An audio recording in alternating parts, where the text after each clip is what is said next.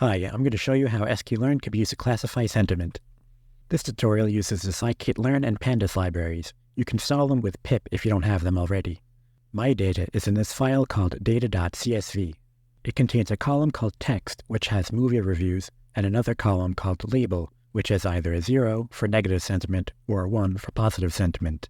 To load this data, we'll first import the pandas library as pd. We'll call pd.readcsv, passing in the file name, and we'll store that as a pandas data frame. The next thing we need to do is split this data. We need to put most of the rows in our training set so the model can learn from them, and the rest of the rows in the test set. So from sklearn.model_selection, we'll import train test split. We'll call train test split, passing in the data frame.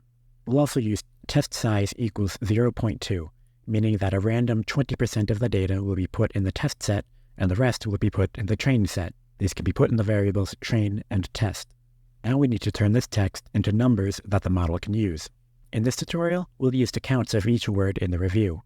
So to do this, we'll import count vectorizer from sklearn.featureExtraction.text, and we'll create a vectorizer. We'll call the vectorizer's fit transform function, passing in the data frame's text column, which we access with train text.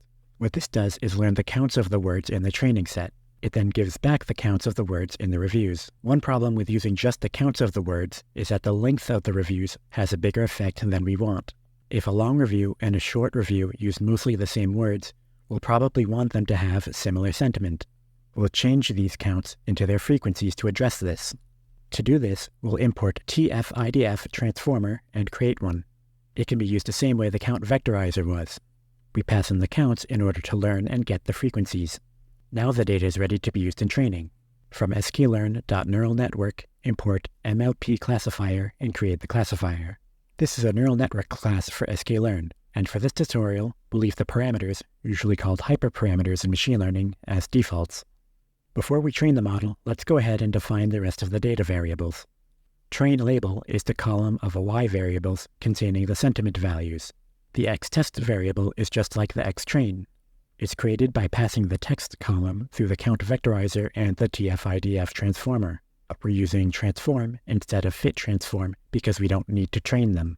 We want the test data to be treated the same way the train data is. And the sentiment labels are in the label column of the test data frame. Now to actually train this model, all we need to do is call the classifier's fit function, passing in the training data.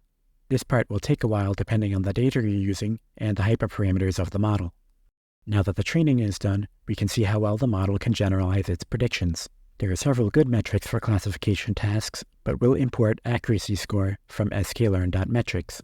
We'll pass in all of the test reviews to the model, and the model will return its predictions for them. If we pass in the real sentiment along with the predicted sentiment to the accuracy score function, it will calculate the model's accuracy. And here's the accuracy.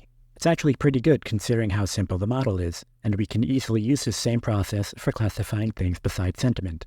If we have specific reviews we want to find the sentiment for, we can do the same thing we just did for the test data. This is probably the simplest way to use neural networks with sklearn. If you want to improve the score, one thing you can try is changing how the features are extracted from the text. Sklearn lets you do this by adding parameters to the vectorizer. Another thing you can do is adjust the hyperparameters of the model, like increasing the maximum iterations. If you found this video useful, feel free to check out some of my other natural language processing videos. Thank you for watching.